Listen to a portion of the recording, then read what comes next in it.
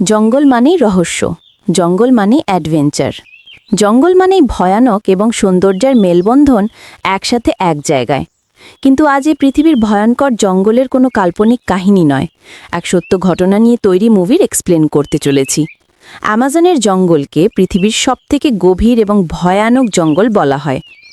কি হয়েছিল তখন যখন সেখানে গিয়ে ফেসে যায় একজন, এবং তারপর পৃথিবীর ভয়ানকতম জঙ্গল অ্যামাজনে তার সাথে যা ঘটতে শুরু করে তা শুনলে শিহরণ জাগবে। এবং সবথেকে অবাক করার মতো ব্যাপার হলো এই ঘটনাগুলো বাস্তবে একজনের সাথেই ঘটেছিল। হ্যালো, তোমরা দেখছো আজকের মুভি জঙ্গল। মুভি শুরু হয়ে দেখা যায় এই ছেলেটাকে, এর নাম হলো ইউসি। ইউসি 3 বছর আর্মিতে কাজ করে 1980 সালে ইসরায়েল ছেড়ে চলে আসে, কারণ সে ঘর সংসার বা চাকরি করে আর 5 জন ছেলের মতো জীবন কাটাতে চায়নি। তার জীবনের মূল লক্ষ্য ছিল অ্যাডভেঞ্চার, অজানা রহস্য উদ্ধার করা ছিল তার অন্যতম শখ বা জীবনের উদ্দেশ্য। এই উদ্দেশ্যে ইউসি রওনা দেয় দক্ষিণ আমেরিকার বলিভিয়ার উদ্দেশ্যে। এখানে তার দেখা হয় মার্কাস নামে একজনের সাথে। মার্কাস একজন স্কুল টিচার এবং খুবই হাসি খুশি একজন মানুষ। প্রথম আলাপে ইউসি এবং মার্কাস খুব ভালো বন্ধু হয়ে যায়। এরপর তার দুজনেই একসাথে ঘুরতে থাকে এবং এভাবেই একদিন ঘুরতে ঘুরতে মার্কাসের সঙ্গে দেখা হয় তার বন্ধু কেভিনের। কেভিন একজন ফটোগ্রাফার, ওয়াইল্ড লাইফ ফটোগ্রাফার, যারা কিনা গভীর জঙ্গলে টঙ্গলে ফটো তোলে। এরপর তাদের 3 জনের মধ্যে খুব ভালো বন্ধুত্ব হয়ে যায়। সময় কিন্তু বেশ ভালোই কাটছিল। একদিন বাজারে গিয়ে পরিচিত হয় কার্ল নামে এই ব্যক্তির সাথে। পরিচয় হবার পর সেই ইউসিকে বলে, আমার কাছে এমন একটা জায়গার খোঁজ আছে যেখানে অরণ্য ততটাই গভীর যতটা রহস্যজনক, এবং সেই জঙ্গলের মধ্যখানে লুকিয়ে আছে এক অজানা ভয়ানক আদিবাসী সম্প্রদায়, যারা আমাদের সমাজ থেকে অনেক আলাদা। এবং আমাদের সমাজ অনেক সভ্য এবং শিক্ষিত হলেও তাদের সেই ভয়ঙ্কর জঙ্গলের মাঝখানে কিন্তু এখনও আদিম যুগ চলছে। তাদের খোঁজ কেউ জানে না। আপনি যদি চান তাহলে আমার সঙ্গে সেখানে যেতে পারেন, ইউসিকে বলে সে। এইসব কথা শুনে খুব খুশি হয়ে ইউসি তার সমস্ত কথা তার বন্ধুদের জানায়। কিন্তু মার্কাস এবং কেভিন এইসব কিছুই বিশ্বাসই করে না যে বর্তমানেও কোনো জঙ্গলের মধ্যে আদিম যুগ চলছে। তবে ইউসির কথায় তারা কার্লের সঙ্গে দেখা করতে রাজি হয়ে যায়। কার্ল তাদেরকে একটা ম্যাপ দেখায় এবং সেখানে সে কিছু অজানা জায়গার কথাও বলে, যেখানে শুধুমাত্র আদিম আদিবাসীরা নয়, রয়েছে গুপ্তধন বা সোনার ভাণ্ডার। কিন্তু এইসব কথা মার্কাস আর কেভিনের তেমন একটা বিশ্বাসযোগ্য বলে মনে হয় না। তাদের মধ্যে 2-1 এই ভয়ঙ্কর ঝুঁকিপূর্ণ জঙ্গলের মাঝখানে যাওয়াতে আপত্তি করে, কিন্তু শেষ পর্যন্ত সবাই রাজি হয়ে যায়।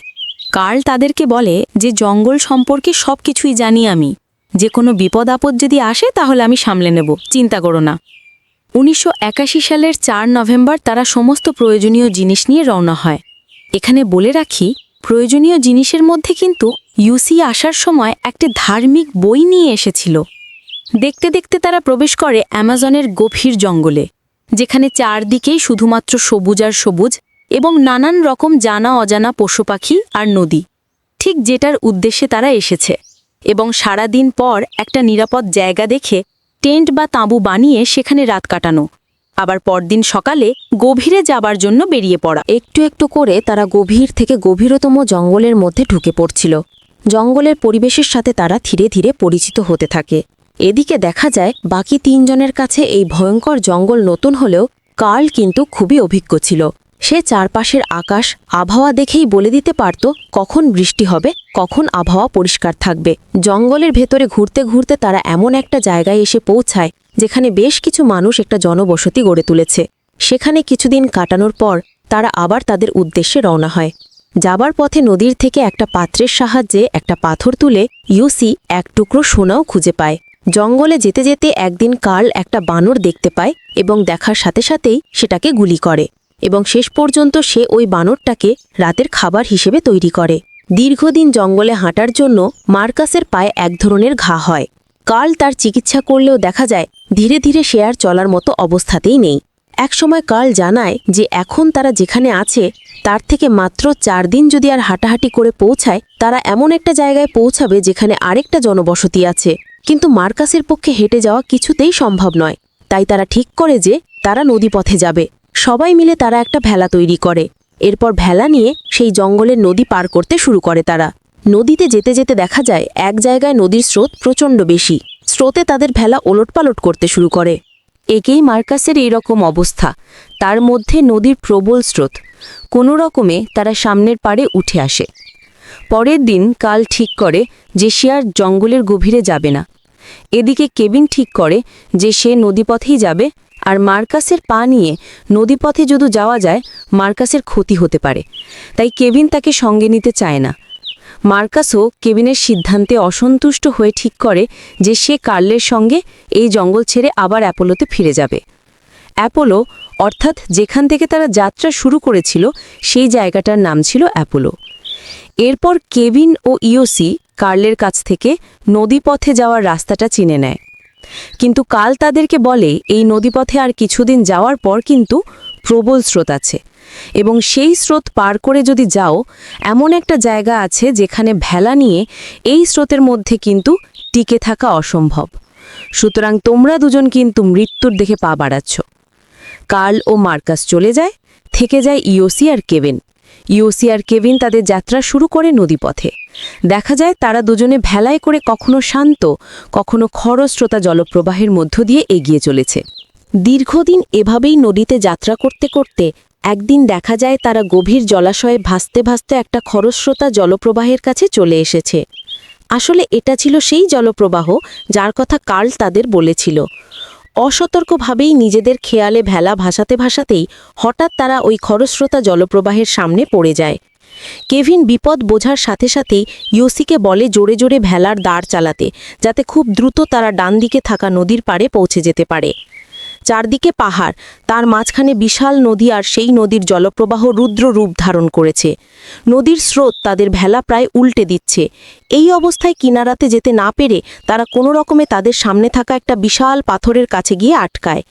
নিজেকে একটু সামলে কেভিন ইওসিকে বলে এই পাথরের পেছনেই এভাবে ভেলা ধরে আটকে থাকতে, কিন্তু কেভিন সাঁতার জানে, তাই সে কোনো রকমে সামনে থাকা নদীর পাড়ে যাবে এবং সেখানে গিয়ে চাকুর সাহায্যে কিছু ডালপালা কেটে ইওসিকে এখান থেকে উদ্ধার করবে। কিন্তু ইওসি খুব ভয় পাচ্ছিল, কারণ সে সাঁতার জানে না, আর এই নদীর যা স্রোত যে কোনো মুহূর্তে কিন্তু এখান থেকে ভেসে অন্য কোথাও চলে যেতে পারে। কেভিন তাকে ভরসা দেয় এবং সাঁতরে ওই পারে চলে যায়। ইওসিকে উদ্ধার করার জন্য কোনো একটা ব্যবস্থা করতেই হবে তাকে, এবং ইওসিকে বলে ভেলায় থাকা চাকুটা দিতে। কিন্তু সেই চাকুটা দিতে গিয়ে ইওসি কিন্তু নিজেকে সামলাতে পারে না, আর নদীর প্রবল স্রোত তাকে টেনে নিয়ে যায়।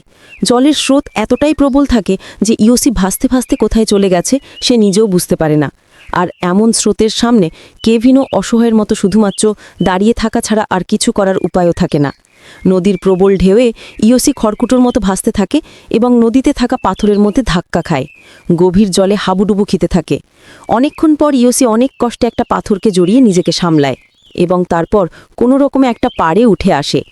ইওসি একটু একটু করে পাথর ধরে ধরে ওপরের সমতলে ওঠার চেষ্টা করে, কিন্তু অনেক দূর ওপরে ওঠার পর সে আবারও পা পিছলে পড়ে যায়। কিন্তু ইওসি হার ছাড়ে না। অনেক কষ্টে সে ওপরে উঠে আসে। সে কেভিনকে চিৎকার করে ডাকে, কিন্তু কোনো সাড়া পায় না। সাড়া পাবেই বা কী করে? সে তো অনেক দূরে চলে এসেছে। একসময় নদীর জলে তার ব্যাগটা ভেসে আসতে দেখে। সে কোনো রকমের জলে ঝাঁপ দিয়ে ব্যাগটাকে উদ্ধার করে এবং তারপর ব্যাগ থেকে একটা ওষুধের বোতল বের করে। এই ওষুধের বোতলটা কাল তাদেরকে সঙ্গে নিয়ে যেতে বলেছিল। এটা এমন একটা ওষুধ বা এনার্জি ট্যাবলেট যেটা খেলে মানুষের ক্লান্তি কেটে যায়। এরপর সে পাহাড়ের উচ্চতা পেরিয়ে ওপরে উঠে অনেক জায়গায় গিয়ে তার বন্ধু কেভিনকে খোঁজার চেষ্টা করে, কিন্তু সে কেভিনকে কোথাও খুঁজে পায় না। এরপর সে একটা কিছু নোটপ্যাডের মধ্যে লিখে এবং সেটাকে কাপড়ে মুড়িয়ে রেখে অন্যদিকে চলে যায়, যাতে সে হারিয়ে না যায়, আর কেভিন যাতে এই সব চিহ্ন দেখে তাকে সহজে খুঁজে পায় যে আশেপাশেই কোথাও আছে সে। দেখতে দেখতে 6 দিন পেরিয়ে যায়। ইওসি একাই গভীর জঙ্গলের এদিক ওদিক যেতে থাকে। এরপর এক সময় সে একটা গাছে উঠে সেখানে থাকা একটা বিষধর সাপকে পাথর দিয়ে থেতলে মেরে ফেলে, শুধুমাত্র ওই গাছের ফল খাওয়ার জন্য। এবং খুব ভালো করে লক্ষ্য করলে দেখা যাবে সভ্যতার শুরুর দিক থেকে কিন্তু মানুষ এটাই করে এসেছে। নিজের খিদে মেটানোর জন্য প্রয়োজনে অন্য প্রাণীকেও হত্যা করতে পিছু পা হয় না মানুষ। এরপর সারাদিন জঙ্গলের এদিক ওদিক ঘুরে রাত্রি যে কোনো একটা জায়গায় গিয়ে সে শুয়ে পড়ে। এভাবেই তার দিন কাটতে থাকে।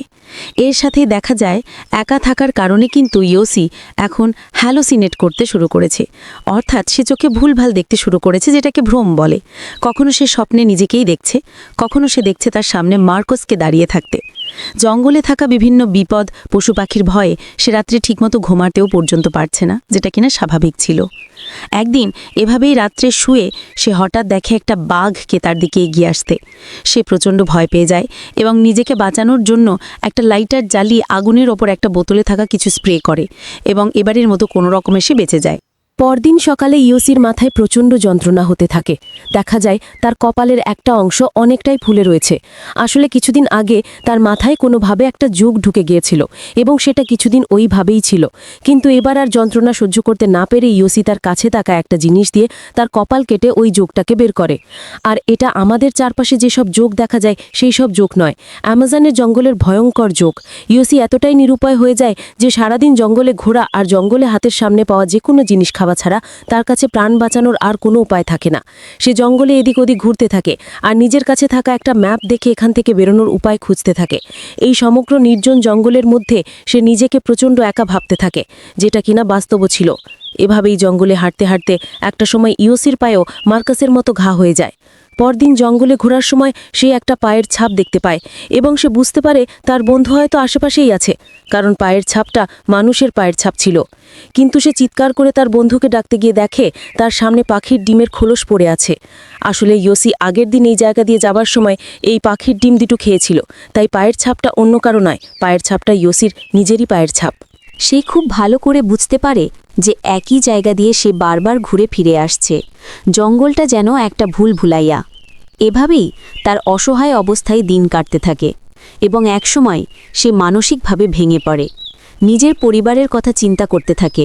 কখনো সে নিজেকেই দোষ দিতে থাকে, কারণ কার্ল আর মার্কাসের বারণ না শুনে সে নিজেই নদীপথে যাত্রা করতে চেয়েছিল। একসময় বৃষ্টি শুরু হয়, প্রবল বৃষ্টি, আর এই বৃষ্টিতে নদীর স্রোত আরও বেড়ে যায়। সে শুধু বইটাকে বুকে নিয়ে তার ঈশ্বরের ওপর ভরসা করে থাকে। অন্যদিকে দেখা যায় কিছু স্থানীয় লোক এসে জঙ্গলে কেভিনকে নদীর পাড়ে পড়ে থাকতে দেখে লোকালয় নিয়ে আসে। সুস্থ হয়ে কেভিন সেখানকার ফরেস্ট অফিসারকে সব কথা জানায় এবং নিজের বন্ধুদের খোঁজার আবেদন করে। কেভিনের অনুরোধ করার পর সেখানকার অফিসারের সঙ্গে কথা বলে তারা একটা প্লেন নিয়ে গোটা জঙ্গলে তল্লাশি চালায়। কিন্তু এত ওপর থেকে সেই ঘন জঙ্গল পরিষ্কারভাবে কিছুই দেখতে পায় না। ওদিকে ইউসিকে দেখা যায় নদীর পাড়ে দাঁড়িয়ে উড়ে যাওয়া প্লেনটাকে সে কিন্তু লক্ষ্য করেছে এবং একটা লাল কাপড়ের সাহায্যে নিজের উপস্থিতি বোঝানোর চেষ্টাও করে, কিন্তু দুর্ভাগ্যবশত কোনো লাভ হয় না।